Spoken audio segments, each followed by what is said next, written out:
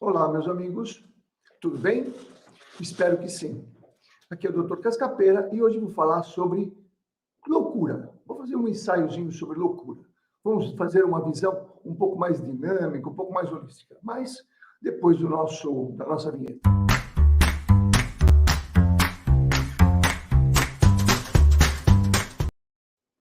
Então, eu gosto muito de estudar as questões mentais.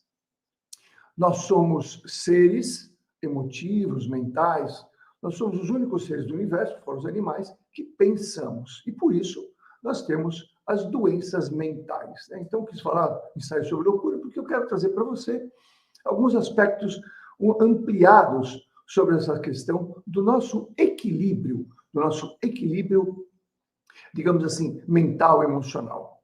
Então, somos seres que sofremos, né, várias questões de equilíbrio e com isso traz muito prejuízo para a nossa vida. E quando eu falo da questão, digamos assim, psiquiátrica, eu quero lembrar que eu não sou psiquiatra, eu sou um médico clínico que mergulho, que me aprofundo nas questões do ser humano há mais de 30 anos, né? Desde quando eu sou Master Practitioner em Programação Neurolinguística, eu venho me aprofundando e fazendo pontes com as questões também do aspecto espiritual, paranormal. Né? Então, quero trazer para vocês aqui um aspecto novo que eu venho estudando, de um autor francês, onde ele parte de um princípio, um autor antigo francês, onde ele parte do princípio que nós podemos ter uma outra perspectiva sobre as questões das doenças mentais. Tudo bem? Então, alguns aspectos eu vou colocar aqui. Bom, então, vamos imaginar uma pessoa que está realmente tendo um problema que a gente vai chamar psicológico mais grave, ou mesmo psicótico. Então, ela tem alguns aspectos que eu quero trazer para você aqui. Onde a pessoa, você vai entender que muitas vezes a pessoa não tem, digamos assim, um controle sobre aquela questão. Tá? Então, olhando sobre vários aspectos. O primeiro é o seguinte: como essa pessoa, que é chamada de uma pessoa que tem um problema eventualmente psiquiátrico, como ela percebe o mundo? Isso é, como as sensações chegam nela, né? Então, todo mundo vai ter sensação. Você pode ter uma sensação de um lugar, um ambiente mais quente, um ambiente mais frio. Você pode ter uma sensação, às vezes, de um ambiente que está carregado de atmosferas iônicas, por exemplo, quando tem muitos trovões, essa coisa toda, e você recebe aquilo de uma certa forma naturalmente. Mas pode ser que tem pessoas que exacerbam essa questão, que elas sentem demais. Tá? Então, eu quero trazer como se ela tivesse uma sensibilidade ou muito aumentada, as sensações físicas que chegam até ela, né, através dos 5 sentidos, ou ela tem muito diminuída. Então, essa captação, essa percepção, essa absorção das sensações, que para a gente, teoricamente, é natural, essa pessoa não. Ela está ou muito ampliada ou muito diminuída. Então, ela está registrando informações, muitas vezes. Imagine uma pessoa com uma extrema sensibilidade, por exemplo, ao frio. E você entra num ambiente, você fala, está frio, a pessoa está tremendo de frio, ela não consegue ficar ali, ela fica incomodada, ela fica se pondo roupa. Você fala, meu Deus do céu. Então, essa pessoa estaria exacerbando a percepção das sensações. Isto, naturalmente, vai trazer para ela registros e dificuldades nos relacionamentos dela com ela mesma e dela com o universo, dela com o mundo. Porque ela não tem a mesma sensação, a percepção de que a gente teria. E isso, para quem olha de fora, fala, essa pessoa está tendo uma alteração de comportamento, uma alteração de vida. E aí você pode até chamar e falar que ela é uma pessoa que está com um desequilíbrio. Então, primeiro, a pessoa tem exacerbado como sente as sensações mais ou menos. Tá? Por exemplo, existem certos momentos que nós poderemos ter essa exacerbada sensação do frio, quando nós tivermos alterações do funcionamento da tireoide. Tá? Então, a pessoa, você fala, imagina, você não está com tanto frio assim, eu estou muito frio, mas não está tão frio, mas eu estou sentindo muito frio. E o frio é uma característica importante do metabolismo, regido, orientado pela tireoide. A memória. Então, vamos lá. Pode ser em pessoas que têm uma extrema dificuldade de memória, pessoas que já estão uma certa demência, ou que tem, de novo, uma dificuldade de concentração de memória, né? Ela vai registrar o mundo dela. O mundo dela vai ser registrado em coisas diferentes. Você vai falar para ela, mas tal coisa. Eu falo, não, isso não aconteceu. Como, claro que aconteceu. Não, isso não aconteceu. Imagina, isso não aconteceu. Eu não lembro. Não lembro porque ela não consegue registrar. Ou pessoas que estejam com uma hiper, digamos assim, captação de registro de memória. Então, elas vão perceber coisas muito além do filtro que nós temos, porque a memória ela passa por um filtro, esse filtro é inconsciente, e esse filtro inconsciente tem ligação com a questão emocional também. Por isso que aspectos, impactos emocionais muito grandes, naturalmente nos levam a ter aspectos de dificuldades de registros de emoções, alterando, digamos assim, a apresentação dessas memórias, dessas questões. Então, a gente precisa ficar muito atento, lembrando que nós estamos sempre com questões diferentes no aspecto de que como que a gente vai lembrar uma coisa ou outra, e a lembrança de um aspecto, muitas vezes hiperativado, vai trazer desvios de comportamento, que a gente vai poder chamar de distúrbios comportamentais, muitas vezes, psiquiátricos, né? Então, isso é uma questão de a gente observar e ter uma ideia de como isso vai interferir na pessoa. Então, ela está exacerbada na captação das memórias ou está muito diminuída? Isso é um aspecto que entra na análise dos comportamentos psiquiátricos. Bom, pensamento a gente vem falando muito aqui, né? Como que é o pensamento dessa pessoa?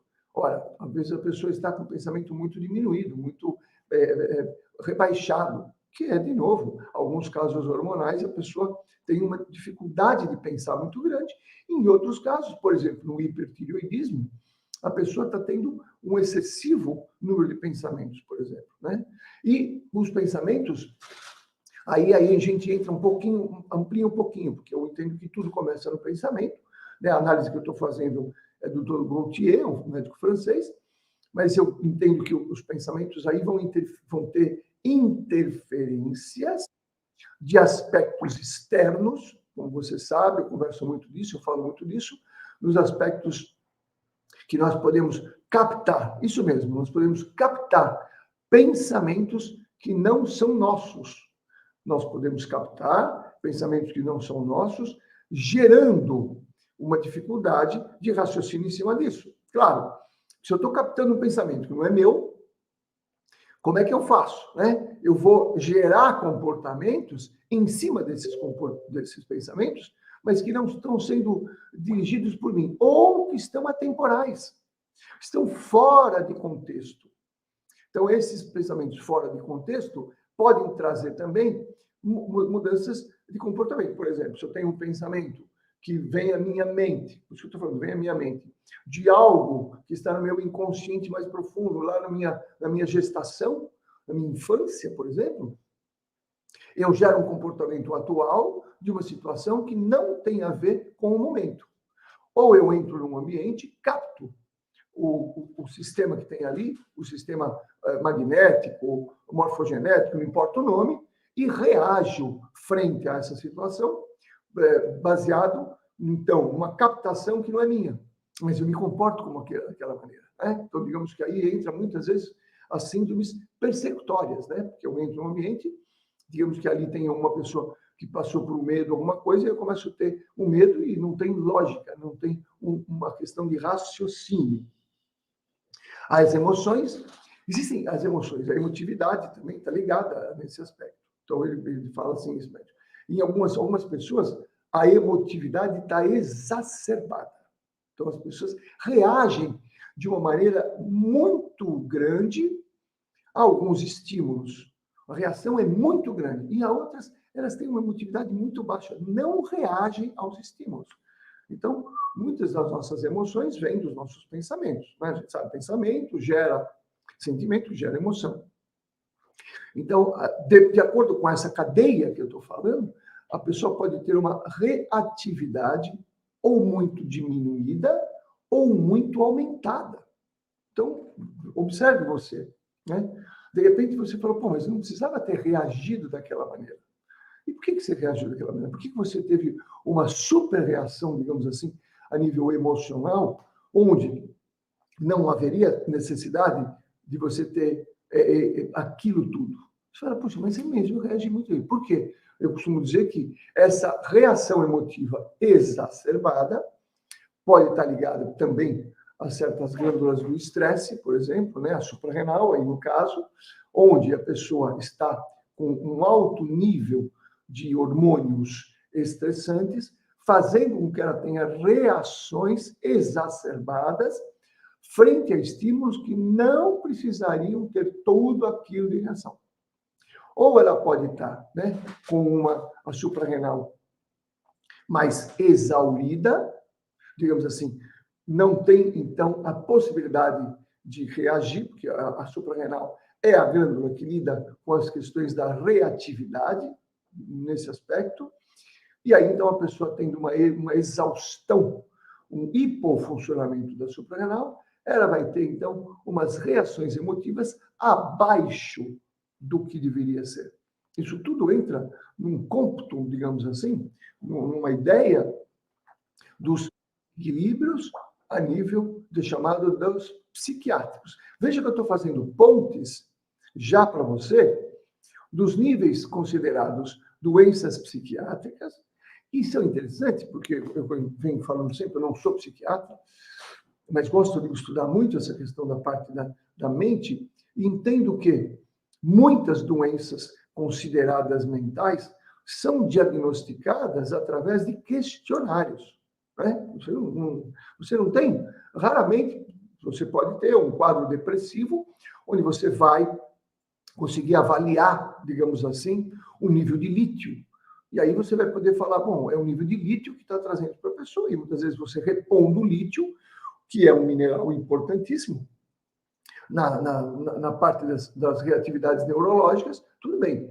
Você pode, inclusive, encontrar neurotransmissores, medir neurotransmissores e falar, você está com neurotransmissores muito baixos. Tudo bem, mas existem pessoas que você faz a avaliação, digamos assim, dos neurotransmissores, a avaliação sanguínea, a avaliação do plasma, e você não encontra alterações. E a pessoa tem uma alteração de comportamento, ela está trazendo uma alteração emocional, uma alteração toda ligada a nesse aspecto aí. Então, é importante nós termos essa ideia de que, muitas vezes, as doenças ditas psiquiátricas, elas podem estar tendo reações do metabolismo. Né? Então, por exemplo, vamos lá.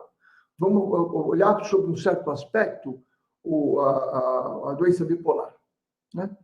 A bipolar, a pessoa está, em alguns momentos, ela está com uma reação de mania, quer dizer, está exacerbada as reações, muito acelerada, e aí, muitas vezes, ela está na depressão, que é uma diminuição da reatividade.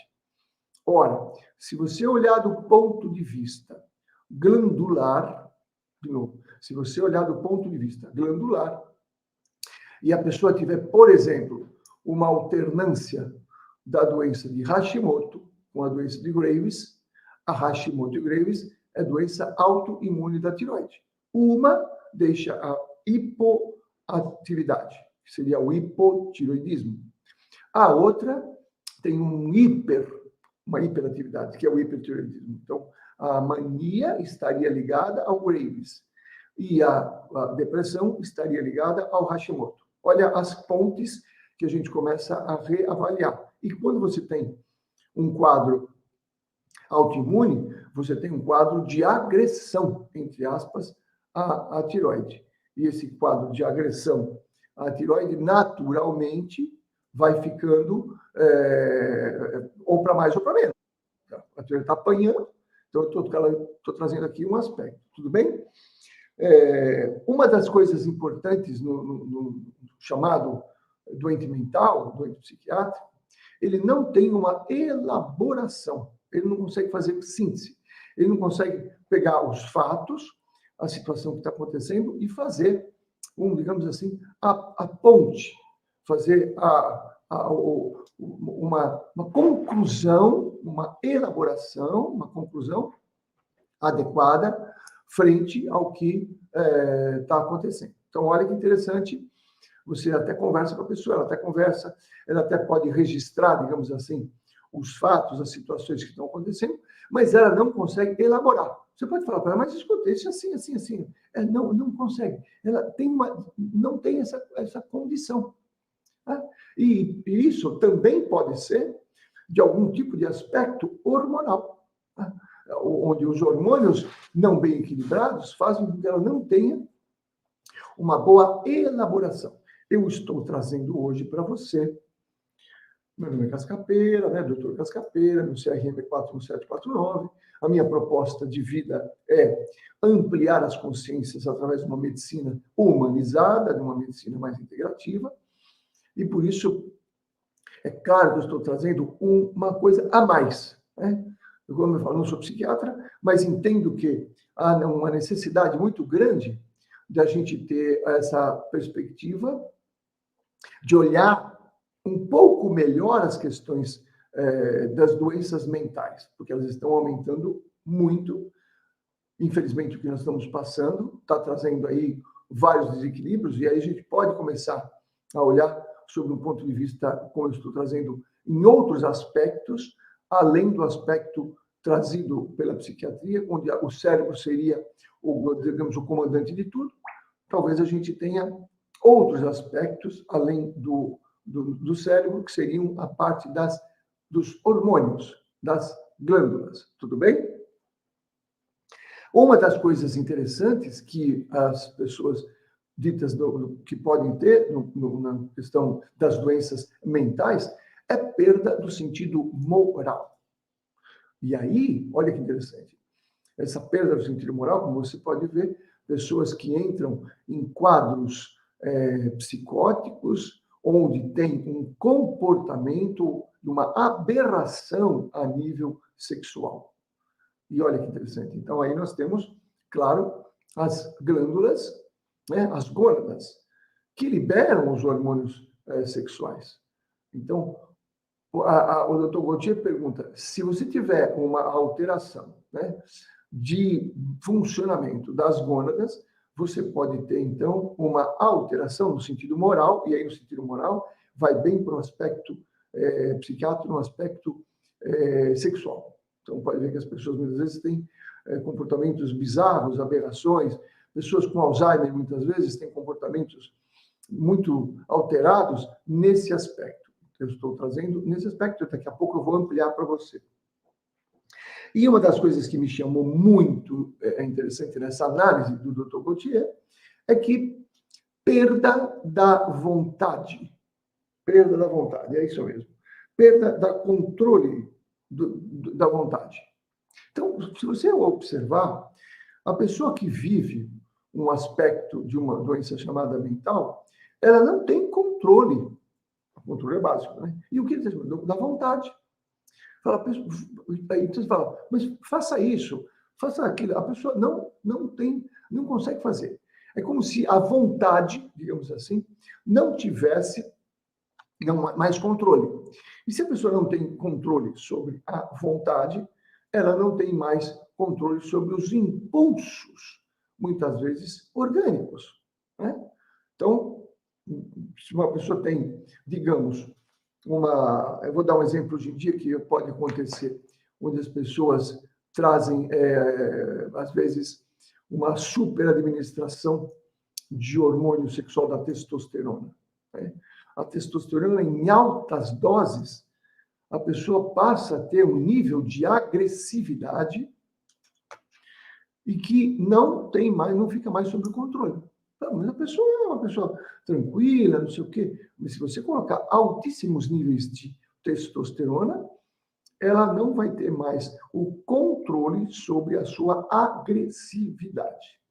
Por isso pode agredir, ou começa a ter aspectos de briga, etc. e tal. E hoje a gente tem aí agressões sérias, muito graves, em pessoas que fazem uso de uma forma inadequada dos hormônios esteroidais.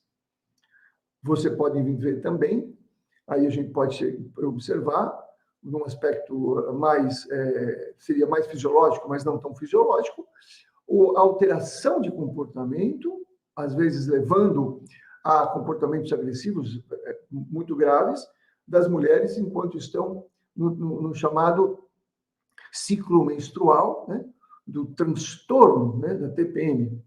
O transtorno menstrual leva a essa tensão pré-menstrual ou perimenstrual a certas reações que ela perde o controle da vontade.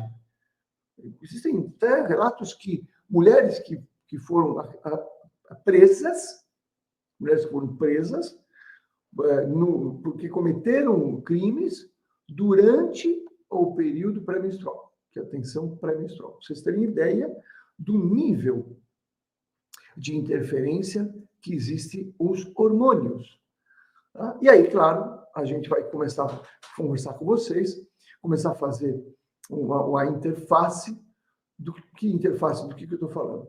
Bom, então, uma das interfaces que eu vou começar a trazer para vocês, estudando aspectos importantes dos hormônios, porque a interface, digamos assim, da nossa mente ou do nosso espírito seria, então, a questão hormonal. A gente sabe, um estudioso das questões espirituais, que nós temos os centros de força, os chakras, né? E a maioria dos centros de forças estão ligados a questões glandulares, né? Então, por exemplo, nós temos o frontal ligado à hipófise. Talvez o coronário e o frontal ligado à hipófise e à pineal. Nós temos o chakra laríngeo ligado à tireoide. Nós temos o chakra cardíaco ligado ao timo. Nós temos o chakra, ou centro de força solar, ligado ao pâncreas. O pâncreas é uma glândula, tanto exócrina quanto endócrina. Ela produz hormônios, como a insulina, né, o glucagon, como também as enzimas digestivas, as enzimas pancreáticas que ajudam no processo digestivo. Né? Nós temos o esplênico ligado ao baço, que também ele secreta certas substâncias importantes. Agora, nós temos o genésico. O genésico está ligado às glândulas sexuais. Então, do Gaultier, é uma coisa que eu venho vai trazer para vocês cada vez mais, as principais glândulas e a hipófise, a tireoide, a suprarrenal e a genésica. Então, a gente vai fazer sempre esse estudo e trazendo cada vez mais informações. Hoje, a proposta, então, foi para que você amplie a tua perspectiva no aspecto de que as doenças mentais possam estar ligadas aos distúrbios hormonais. Então, o que eu quero te convidar é para que você faça avaliações, reavalie teu padrão hormonal, porque você pode estar tendo alterações não de doenças psiquiátricas, mas de alterações importantes a nível emocional, o controle mental, baseado nas alterações hormonais. E não observe, o que eu vou te convidar é para que você faça avaliações do aspecto, digamos, hormonal, não no aspecto de doença, mas no aspecto de otimização, no aspecto de equilíbrio, porque você pode não estar doente, mas pode não estar equilibrado. Você pode não estar realmente com um processo de uma doença, mas não tem equilíbrio. E esse equilíbrio está ligado a uma otimização do teu padrão hormonal. Então, o convite é que você procure médicos especialistas nas questões hormonais. Hoje nós temos aí os endocrinologistas, que são, digamos assim, os que mais estudam isso, embora os nossos amigos endocrinologistas muitas vezes se baseiam só no estudo da doença. Então, vários médicos estão hoje buscando estudar não a questão da doença, mas a questão da saúde, da otimização, da performance. Então, se você quer ter uma boa performance, isto é, se você quer viver uma vida plena, a vida plena passa de uma forma muito importante pelos aspectos do equilíbrio otimizado, vou repetir, do equilíbrio otimizado das nossas glândulas, dos nossos hormônios. É sabido, por exemplo, que na menopausa o risco de uma depressão aumenta muito. Na andropausa também. Né? Então, eu coloquei a TPM, coloquei o dito bipolar, né? Coloquei a esquizofrenia. A esquizofrenia pode ser, sim, uma disfunção hormonal associado a uma disfunção ou uma não, digamos assim, percepção do aspecto espiritual. Então, para mim, o paciente que tem um diagnóstico tipo esquizofrênico, ele pode estar passando por uma situação onde associa-se uma questão, de novo, das glândulas, aí você vai achar estranho isso aí, das glândulas sexuais ligadas a aspectos espirituais. Bom, meu amigo, queria trazer isso para você, minha amiga, para que você amplie. Quero dar um abraço para o pessoal do Luiz, o pessoal da família Web Rádio, né? Está crescendo legal essa rádio. Outro dia encontrei uma pessoa, está fazendo a palestra aqui, uma pessoa falou, eu escuto o senhor lá na família Web Rádio, quero dar um abraço para essa pessoa. Falou, eu não sabia que o senhor estava aqui. Então, veja, Luiz, está tendo realmente um alcance muito interessante também. E no nosso canal, Saúde Funcional Vida Plena, que você possa, Saúde Funcional Vida Plena, se você possa se inscrever e, principalmente, compartilhar. Porque o que eu tenho percebido é muitas pessoas estão aí fazendo seus tratamentos. Eu digo, não abandone seu tratamento. Amplie a perspectiva. Você tem um problema, uma questão mais séria a nível de doença mental? Por favor, persista no teu tratamento, continue, mas amplie.